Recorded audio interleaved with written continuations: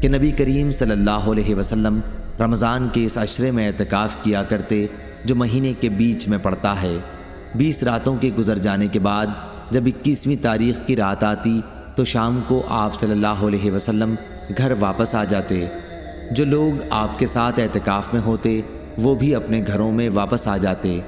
ایک رمضان میں آپ صلی اللہ علیہ وسلم جب اعتکاف کیے ہوئے تھے تو اس رات میں بھی مسجد ہی میں مقیم رہے جس میں آپ کی عادت گھر آ جانے کی تھی۔ پھر آپ نے لوگوں کو خطبہ دیا اور جو کچھ اللہ پاک نے چاہا آپ نے لوگوں کو اس کا حکم دیا۔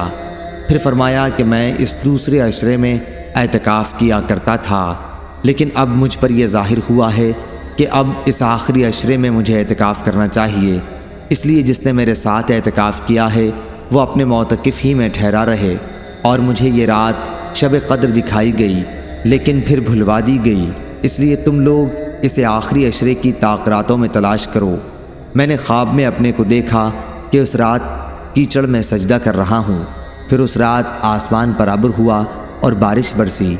نبی کریم صلی اللہ علیہ وسلم کے نماز پڑھنے کی جگہ چھت سے پانی ٹپکنے لگا۔ یہ 21ویں کی رات کا ذکر ہے۔ میں نے خود اپنی آنکھوں سے دیکھا کہ آپ صلی اللہ علیہ وسلم صبح کی نماز کے بعد واپس ہو رہے تھے اور آپ کے چہرے مبارک پر کیچڑ لگی ہوئی تھی۔